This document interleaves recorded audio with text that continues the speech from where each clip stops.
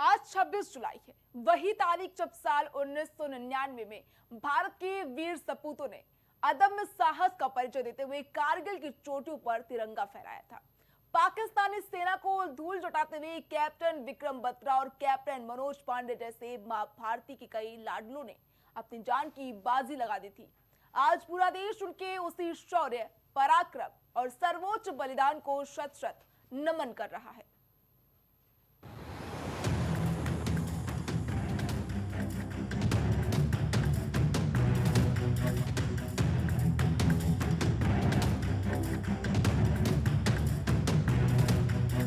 कारगिल युद्ध केवल भारत की सैन्य और कूटनीतिक विजय नहीं थे मित्रों, वह एक ऐसा क्षण था जब पूरी दुनिया ने भारतीय सैनिकों का अदम्य साहस देखा, उनका शौर्य देखा।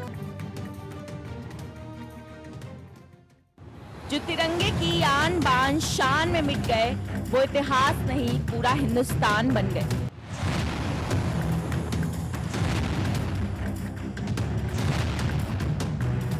छब्बीस जुलाई 1999 की वो तारीख जब कारगिल विजय का उद्घोष हुआ था।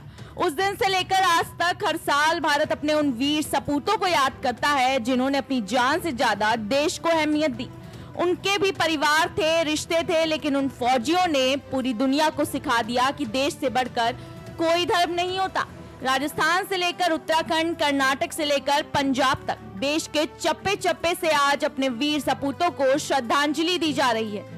मां भारती के इन जाबाज बेटों के पराक्रम के आगे आज हर कोई नतमस्तक है।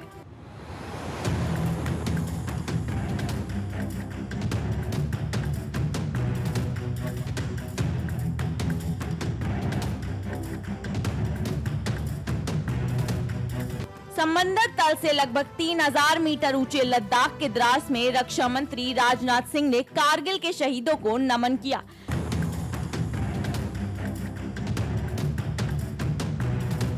भारतीय सेना के अजय पराक्रम को सलाम करते हुए रक्षा मंत्री ने पड़ोसी देश पाकिस्तान को उसकी औकात याद दिला दी। कारगिल के जख्मों को कुरेदते हुए पाकिस्तान को साफ साफ चेतावनी दी गई कि भारत की तरफ आंख उठाकर देखने का अंजाम क्या होता है। कारगिल युद्ध केवल भारत की सैन्य और कूटनीतिक विजय नहीं थी मित्रों, वह एक ऐसा क्षण था जब पूरी दुनिया ने भारतीय सैनिकों का अदम्य साहस देखा, उनका शौर्य देखा। कारगिल युद्ध के समय भारतीय जवानों की वीरता का ऐसा इतिहास रचा था जो हर भारतवासी के लिए गर्व का विषय है।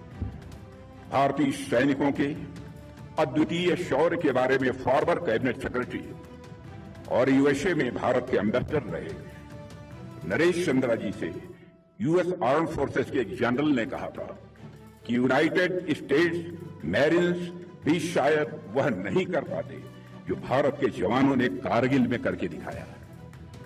उस जनरल ने कहा था, गोलियों के बौछार के बीच पहाड़ पर चढ़ते जाना, अपने सामने अपने साथियों को शहीद होते हुए देखना, फिर भी बिना रुके शिखर पर पहुंचकर दुश्मन से आमने सामने की लड़ाई लड़ना, एक ऐसा असाधारण शौर्य केवल भारतीय सैनिक ही दिखा सकता है। मैं कारगिल दिवस के अवसर पर भारत माता के उन जाबाज सपूतों को नमन करता हूं जो मातृभूमि की रक्षा के लिए अपने प्राणों की आहुति देने में पीछे नहीं हटे।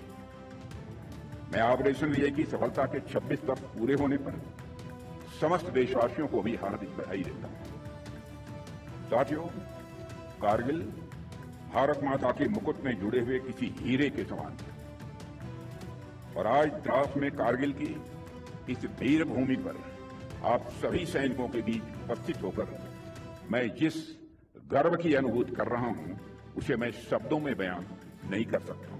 हमारा इंटेंशन साफ है, क्या पाकिस्तान से कोई बात नहीं होगी, और अगर बात होगी तो सिर्फ पीओके पर ही बात होगी जो कि भारत का हिस्सा है, जिस पर पाकिस्तान ने अवैध तरीके से कब्जा किया।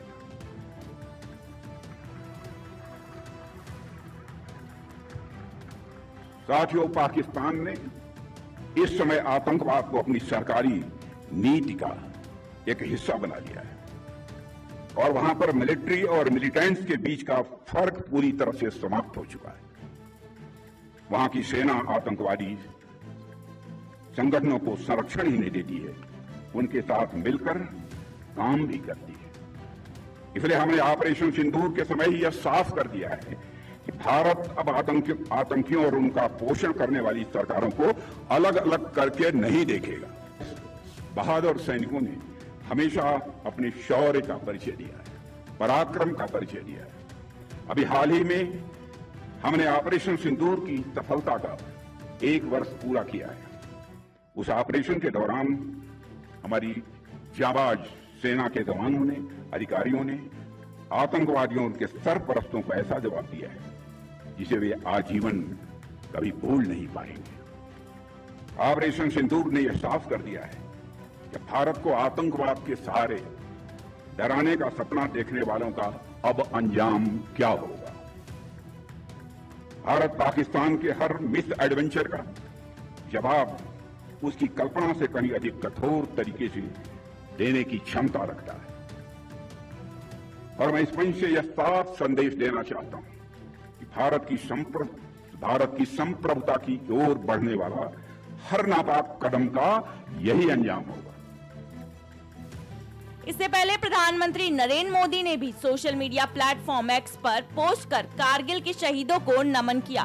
पीएम मोदी ने लिखा, कारगिल विजय दिवस पर हमारा देश भारत की सुरक्षा के लिए बहादुर सैनिकों के असाधारण साहस और समर्पण के प्रति आभार व्यक्त करता है। बेहद कठिन परिस्थितियों में भी उनका अदम्य साहस हमेशा राष्ट्रीय गौरव का स्रोत बना रहेगा।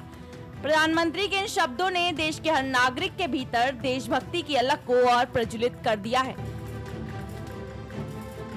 और इस मौके पर मैं हमारे बहादुर वीर शहीदों को विनम्र श्रद्धांजलि अर्पित करता हूं और साथ ही उनके परिवारों को भी अपना स्नेहपूर्वक नमन करता हूं। इस मौके पर हमारे साथ यहां देश के माननीय रक्षा मंत्री और उनकी हमारे बीच ये मौजूदगी एक भारतीय सेना के लिए आने वाले समय के लिए एक बहुत ही महत्वपूर्ण प्रेरणा का स्रोत बनी रहेगी।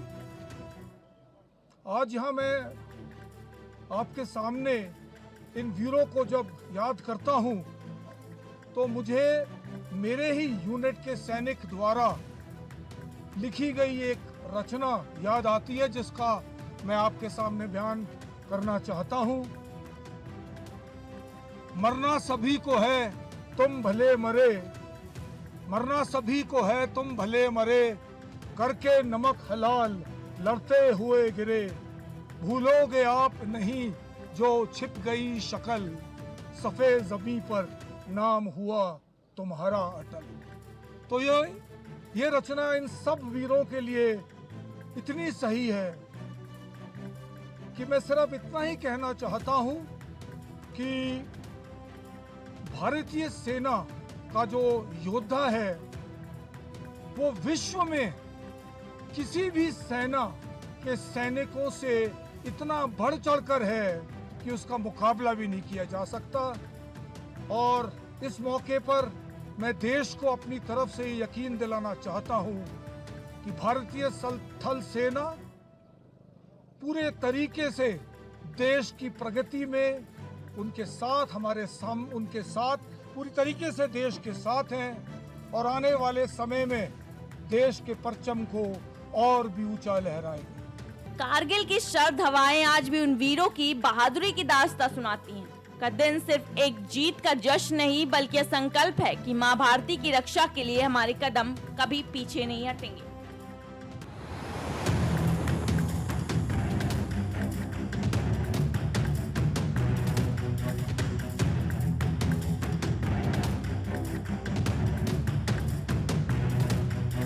कारगिल युद्ध केवल भारत की सैन्य और कूटनीतिक विजय नहीं थी मित्रों, वह एक ऐसा क्षण था जब पूरी दुनिया ने भारतीय सैनिकों का अदम्य साहस देखा, उनका शौर्य देखा।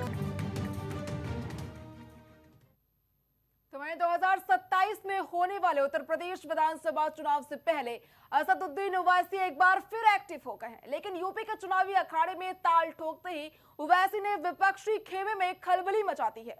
दरअसल उत्तर प्रदेश की चुनावी जंग अभी दूर है, लेकिन सियासी बिसात बिछनी अभी से शुरू हो गई है। एआईएमआईएम प्रमुख असदुद्दीन ओवैसी ने मुरादाबाद से ऐसा दाव चलाया कि जिसने विपक्ष की राजनीति में नई हलचल पैदा करती है।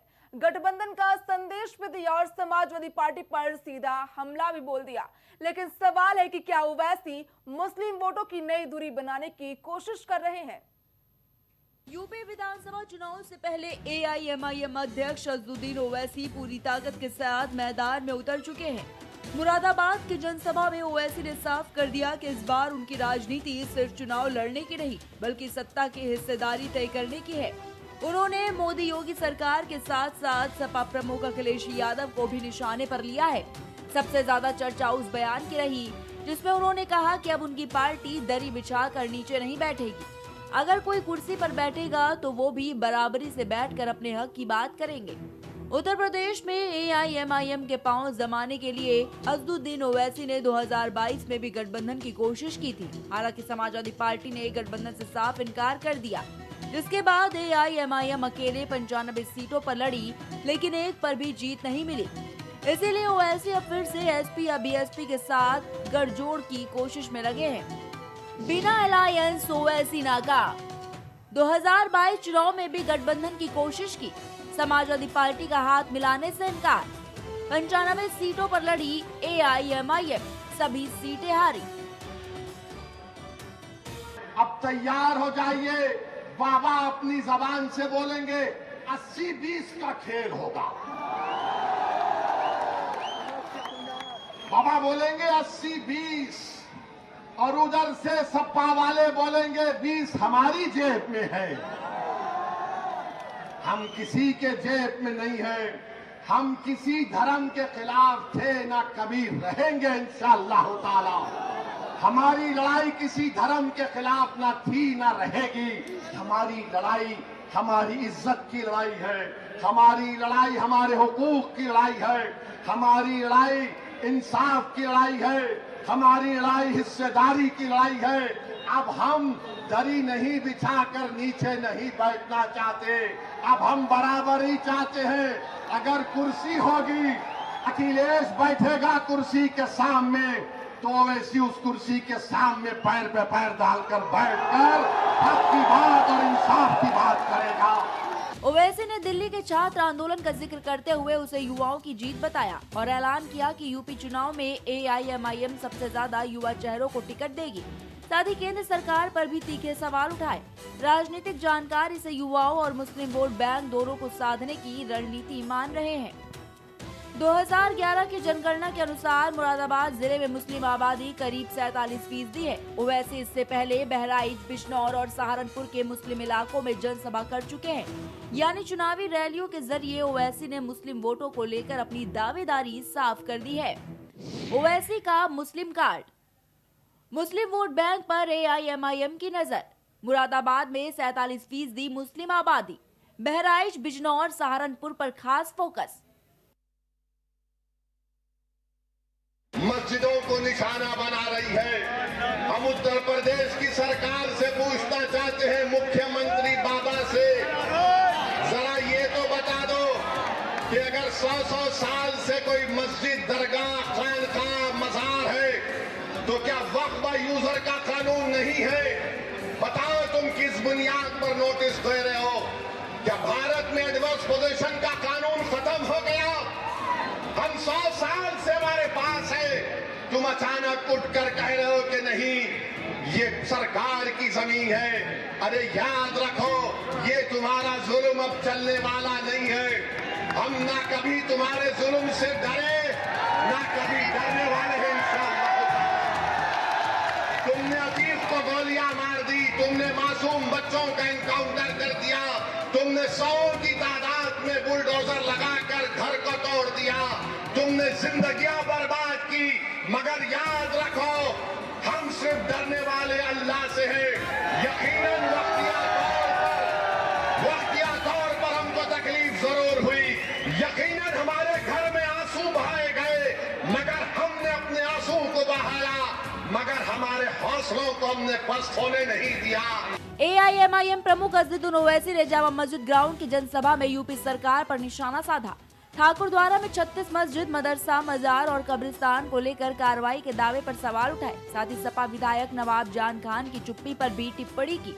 जुल्म किसी पर हो, जुल्म होता है, ये सेलेक्टिव सिलेक्शन नहीं कर सकते आप। इसीलिए किसी शायर ने बड़ा खूब कहा, जो हम पर गुजरे थे रंग सारे, जो हम पर गुजरे थे रंग सारे, तो खुद पर गुजरे तो लोग समझे। जब अपनी मोहब्बतों के अजाब छुपे, जब अपनी मोहब्बतों के अजाब चेले तो लोग समझे। वो जिन दरख्तों की छांव में से मुसाफिरों को उठा दिया था, इन्हीं दरख्तों पर अगले मौसम फल ना उतरे तो लोग समझे। याद रखिए, ये हमको समझना है। अब आप देख लिए कि मोदी डरता क्यों है। जब जनता रोड पर निकलती आती है तो मोदी और बाबा आरएसएस डरती है। जब किसान दिल्ली को आया तो मोदी झुक गए। तो मेरे अजीज दोस्तों और बुजुर्गों, मैं आपसे दरमंदाना अपील कर रहा हूं कि रोड पर नहीं निकलना है, अपनी जानों की हिफाजत करो। तुमको सिर्फ निकलना है मुत्तहदा तौर पर। जिस दिन इलेक्शन होगा, एक यूपी चुनाव से पहले असदुद्दीन ओवैसी ने साफ संकेत दे दिया है कि इस बार उनकी लड़ाई सिर्फ वोटों की नहीं बल्कि राजनीतिक हिस्सेदारी की भी है। मुस्लिम बहुल इलाकों में लगातार रैलियां और गठबंधन को लेकर दिए जा रहे संदेश सियासी समीकरण बदलने की कोशिश माने जा रहे हैं। अब देखना होगा कि ओवैसी का ये दाव विपक्ष के वोट बैंक में सेंध लगाता है या फिर चुनावी मुकाबले को और ज्यादा दिलचस्प बना देता है। Desk report, India superfast. तो देखिए, असदुद्दीन ओवैसी जो है विधानसभा चुनाव के लिए बिल्कुल एक्टिव हो गए हैं। वहीं इस पर जानकारी के लिए हमारे साथ संवाददाता अविनाश जुड़ गए। तो अविनाश, देखिए, उत्तर प्रदेश में 2027 में विधानसभा चुनाव होने वाले, लेकिन ओवैसी जिस तरह से एक्टिव हो रहे हैं, इससे यही लग रहा है कि इस बार ओवैसी हार का सामना नहीं करेंगे। क्या कुछ अपडेट मिल रही है अविनाश? देखिए, जिस तरीके से उत्तर प्रदेश में 2027 के विधानसभा चुनाव में जिस तरीके से ओवैसी की एंट्री हुई है, ऐसे में पक्ष और विपक्ष दोनों की टिप्पणी कहीं न कहीं बढ़ा दी है। आप अगर देखिए तो उत्तर प्रदेश में वो जो मुस्लिम बाहुली जिले हैं, चाहे बहराइच की बात करें, सहारनपुर की बात करें, मुरादाबाद की बात करें, बाराबंकी की बात करें, सीतापुर, कुछ ये तमाम ऐसे जनपद है जहां पर जो मुस्लिम वोटर है वो निर्णायक साबित होते हैं। ऐसे में उन तमाम जिलों पर जो ओवैसी है वो लगातार एक के बाद एक उन तमाम जिलों में जो है अपनी जनसभाओं को संबोधित करते हुए कहते हुए नजर आए कि जो है मुस्लिम अब सरी नहीं बिछाएगा। और जिस तरीके से साफ तौर पर वो कहते हुए नजर आए कि हमारी लड़ाई सत्ता के लेकर नहीं है, हमारी लड़ाई है हिस्सेदारी को लेकर, बराबरी को लेकर। यानी कि जिस तरीके से ओवैसी उत्तर प्रदेश में इन दिनों 2027 के विधानसभा चुनाव को लेकर, चुनावी जनसभाओं को लेकर जिस तरीके से अपना संबोधन दे रहे हैं, उसमें कहीं ना कहीं ये जो कह सकते हैं जो खींचतानी है वो विपक्ष को भारी पड़ेगी, या फिर जिस तरीके से सत्ता पक्ष के जो है वोट में जिस तरीके से सेंधमारी होगी, ये तो चुनाव के नतीजे बताएंगे। लेकिन फिलहाल उत्तर प्रदेश में ओवैसी की एंट्री से जो है विपक्ष को भी काफी ओवैसी की जिस तरह अविनाश, जिस तरह से बिहार में ओवैसी ने पैर जमाए हैं, उसी तरह वही पैतरा अपनाते हुए उत्तर प्रदेश में नजर आ रहे हैं और उनका कॉन्फिडेंस भी बढ़ गया है बिहार के बाद। बिल्कुल, बिहार विधानसभा चुनाव के बाद जिस तरीके से ओवैसी का जो कॉन्फिडेंस है वो लगातार हाई है, जिसके बाद उत्तर प्रदेश में विधानसभा का चुनाव बेहद ही नजदीक है। ऐसे में ओवैसी के जिस तरीके से लगातार धुआंधार जो प्रचार हो रहे हैं, जिस तरीके से वो जनसभाओं में जाकर खुलकर जो है जिस तरीके से जिन जिलों में मुस्लिम वोट जो है निर्णायक साबित होते हैं, उन जगहों पर जिस तरीके से जनसभाएं कर रहे हैं, ऐसे में जिस तरीके से समाजवादी पार्टी पर भी वो तीखा हमला हुआ करते हुए नजर आए कि जिस तरीके से उन्होंने कहा कि हम अपने हक और अधिकार के लिए, हमारी जो लड़ाई है वो सत्ता पक्ष के लिए नहीं है, हमारी जो लड़ाई है हमारे हक अधिकार के लिए। यानी कि जहां पर जो मुस्लिम वोट निर्णायक साबित होते हैं विधानसभाओं पर, वहां पर आने वाले समय में 2027 में अविनाश, ओवैसी इससे पहले ये भी कह चुके हैं कि 27 के चुनाव में अगर गठबंधन करना पड़ा तो कर लेंगे, बीजेपी को हराने के लिए हम कुछ भी कर लेंगे, लेकिन गठबंधन को मजबूरी ना समझा जाए। बिल्कुल, उन्होंने गठबंधन को लेकर कई बातें कही जरूर है, जी। लेकिन अगर उत्तर प्रदेश में आप अगर देखें कि जो मुस्लिम बाहुली जो क्षेत्र है वहां पर ओवैसी पिछली बार भी जब चुनाव प्रचार के लिए यहाँ पर पहुंचे थे और चुनाव कैंडिडेट उनके जब लड़े थे तो किस तरीके से खासा वोट बैंक जो था उसका नुकसान समाजवादी पार्टी को हुआ था। तो ऐसे में जी। सबसे ज्यादा जो चिंताएं हैं वो समाजवादी पार्टी को लेकर है कि अगर ओवैसी का गठबंधन समाजवादी पार्टी से अगर नहीं होता है तो आने वाले समय में जो नतीजे आएंगे, जो नुकसान है वो कहीं न कहीं जो विपक्ष है उसको खासा होते हुए दिखते हुए आसार नजर आ रहे हैं। लेकिन जिस तरीके से उत्तर प्रदेश में इन दिनों ओवैसी लगातार एक के बाद एक जिस तरीके से प्रचार करते हुए नजर आ रहे हैं, खुलकर अपने मंचों पर जिस तरीके से मुस्लिम वोट बैंक को लेकर कहीं न कहीं जो निशाना है वो साधते हुए नजर आ रहे हैं। ठीक है। ऐसे में माना ये जा रहा है कि जो सेंधमारी है जो बिहार से शुरू हुई वो अब उत्तर प्रदेश में उसी पैटर्न पर ओवैसी उतरते हुए कहीं न कहीं नजर आ रहे हैं। ठीक है, तमाम अपडेट के लिए बहुत बहुत धन्यवाद अविनाश। देखिए, उत्तर प्रदेश में विधानसभा चुनाव से पहले जो है सियासी बिस्रात ओवैसी ने बिछानी शुरू कर दी है। जिस तरह से उत्तर प्रदेश में ओवैसी जनसभाएं कर रहे हैं, यही लग रहा है कि बिहार वाला पैटर्न ओवैसी जो है उत्तर प्रदेश में भी अपनाते हुए नजर आएंगे। जिस तरह से ओवैसी ने बिहार में अपने पैर जमाए हैं, वही जो है रणनीति के साथ उत्तर प्रदेश में भी पैर जमाने की कोशिश कर रहे हो। बराबरी की बात भी ओवैसी की ओर से कही जा रही है।